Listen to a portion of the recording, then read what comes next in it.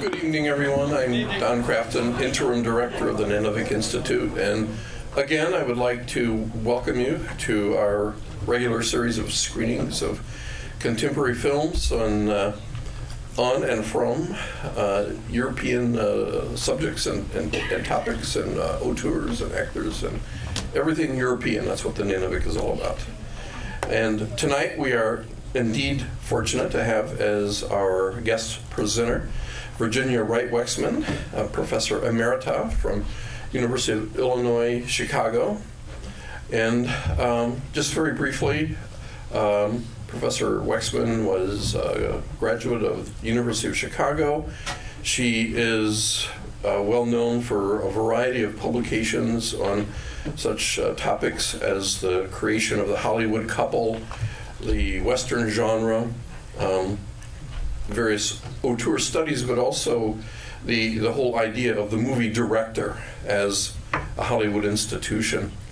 She is also well known now as a person who is studying the institution of the film festival, and she's getting down and dirty by attending as many of them as possible, and we're happy that she made it out of the Todos Santos Festival in Mexico, stranded there because of a snowstorm, not in Baja California, but at O'Hare Airport. But the climate works, so that we're indeed fortunate to have her here tonight. I am very fortunate in counting Virginia as one of my dearest friends and colleagues, and I know that she'll understand when I say this in the most complimentary way I can, that she is what in my day we called a film freak. Her taste and her consumption of movies is omnivorous. She really, I think, has seen it all, cinematically speaking. So please welcome Virginia Wright Wexman.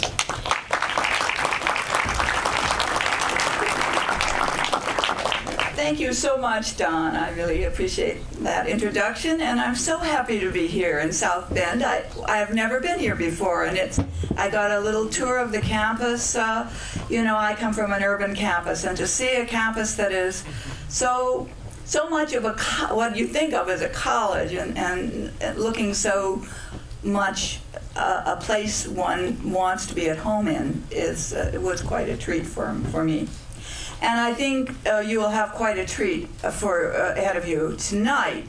I saw this film actually at a film festival in Palm Springs not too long ago, and I was very impressed with it. I don't know, has anyone here seen another film by Christian Petzold, at least as far as you know? Some have. Good. Well, you might be interested to think of this one in relation to some of his earlier films. Some critics have suggested that this film is a little softer, and I think you'll have to think and decide whether you agree with that idea. This film, Barbara, has been the object of many accolades. It won for Petzold the Director Prize at the Berlin Film Festival this last year, and it was Germany's entrant to the Academy Award Foreign Film competition. It was not selected for the shortlist, but many people thought that it should have been. Petzold is a member of what has come to be known as the Berlin School. The Film Academy in Berlin is quite small, and there are a small group of filmmakers who are associated with that school. And as the school's fame has grown, a number of filmmakers who are centered in Berlin but who did not go to the Film Academy have also become associated with the movement. The themes are a little different from some of the German films you may be familiar with in the past.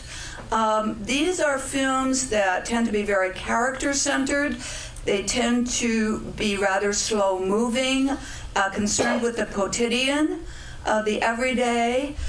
They are often centered on working-class characters and who have rather complicated and often mysterious inner lives. They also tend to have thriller elements in the plots. The style, as I mentioned, is just often described as realistic, cold even, spare. You will notice in the film tonight, the mise en scène is very spare. There's not a lot going on in the background. It is focused on the characters and their interior lives. Also, as I mentioned, sometimes these films are found to be slow-moving, especially those of us in America who are used to seeing very highly edited Hollywood films.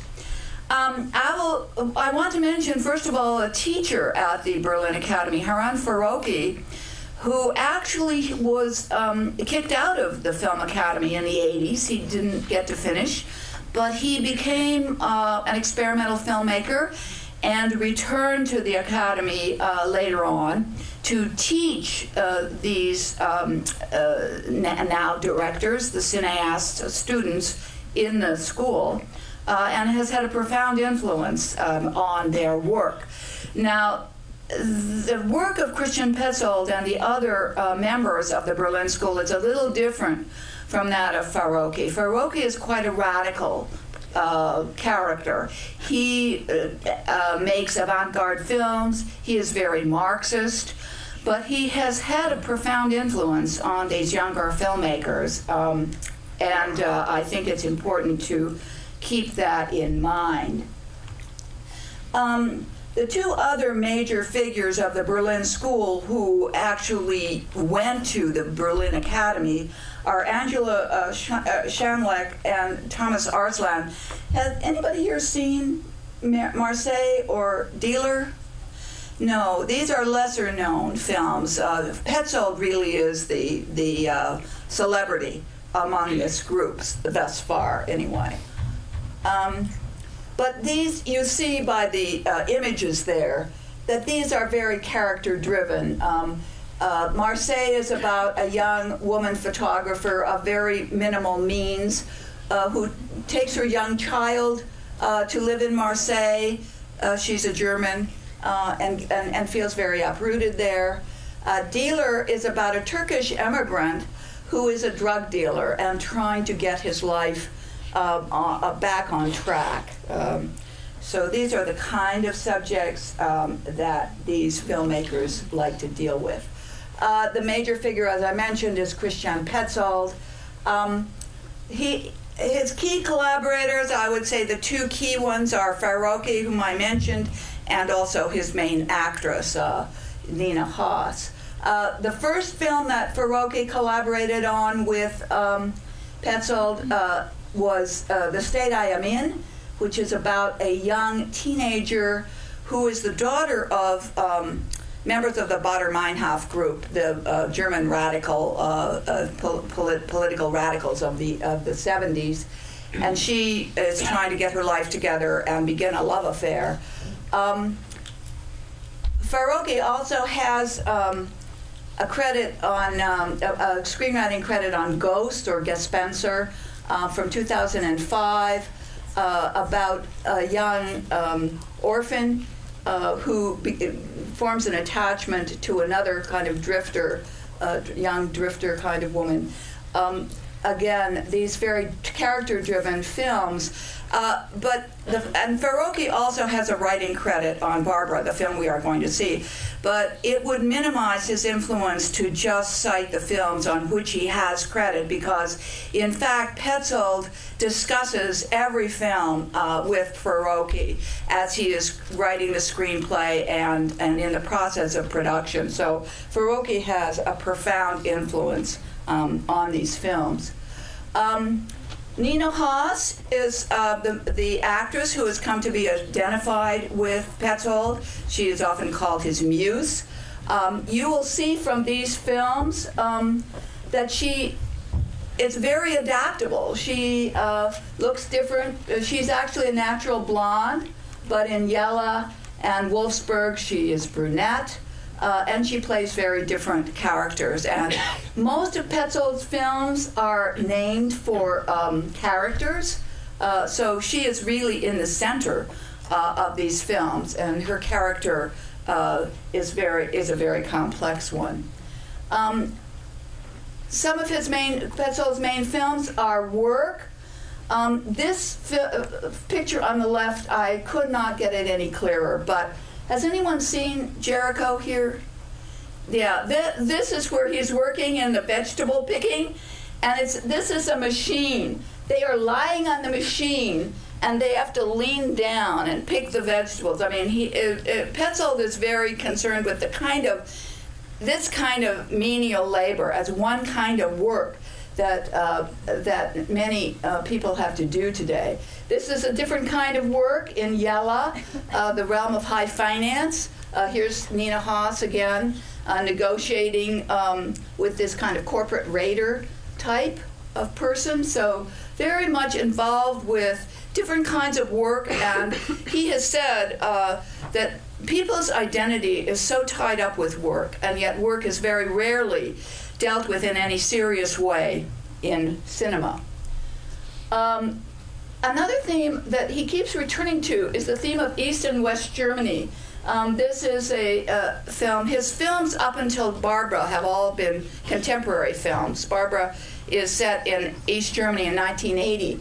But yet, the fact that they are contemporary and the East and the West have merged does not eliminate certain differences between the two parts of Germany. The East Germans are still in a rather disadvantaged state relative to the West Germans. They did not go through the period of great economic expansion and prosperity that the West did. So a lot of Petzold's films, like this one, Yella, is about how hard it is for the East Germans to try to make it in the kind of high stakes capitalist world of the West. And often they are set in West Germany. Barbara, as we will see, is set in an East German provincial town in 1980. Petzold's parents, in fact, were born and raised in East Germany, and when they came to the West, his mother was pregnant with him. You may find this fact of interest as you are watching the film, Barbara, and think about the way in which it may have played into the development of the screenplay of that film. Just to give you a little introduction, major characters are Andre, who is the doctor that the main Nina Haas works with. Nina Haas plays a doctor who is in East Germany in a very prestigious hospital in East Berlin. She gets banished to a provincial country town hospital because she has applied for an exit visa to the West. She wants to go to the West, and that is her goal throughout the film. This is her Western boyfriend, Jörg, whom she meets in a hotel that they call an inter-hotel, where West Germans can go if they want to do business in East Germany, and she can meet her lover there. The doctor she works with is Andre. He is the head of this provincial hospital, but also there is a Stasi officer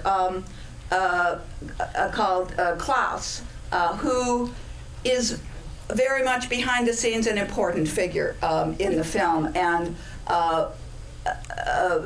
controls this doctor that she is involved with in the hospital. And the other main character is a patient she has named Karen in the hospital, whom she becomes very attached to. So the theme of East Germany comes out here as the East German surveillance state. And I'm sure how many people have seen The Lives of Others? Many have. So you know the Stasi and the surveillance, kind of surveillance state idea of East Germany. That comes into play here very much. And here she is being looked at. This is the first time we see her, and she's being looked at through the window of an apartment building by Andre and the Stasi officer. And she's watched by them throughout the film.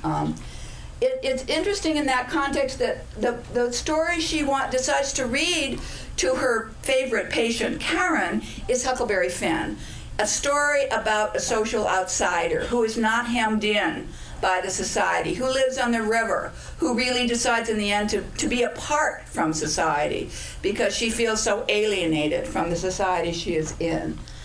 Another factor in the portrayal of East Germany here that is important, it's a more complex portrayal of East Germany than you will usually see in German cinema. And instead of the cold colors, the bleak environment you think of when you think of portrayals of East Germany, here warm colors are used. And it is a more complex portrayal of that failed society. A couple of different approaches I want to suggest as you're looking at the film and thinking about it later. One is a political approach centered on work. And you will notice when Andre is getting to know her, he approaches her in terms of work. He talks to her about a painting by Rembrandt involving a doctor giving an anatomy lesson, which he is very engaged with, and also a story by Ivan Turgenev called The District Doctor, in which a doctor in the provinces of Russia in the 19th century is portrayed as a very dedicated person who becomes very attached and committed to his patients. And you'll find this an interesting contrast to her Western boyfriend, who gives her things like pantyhose and those kinds of things.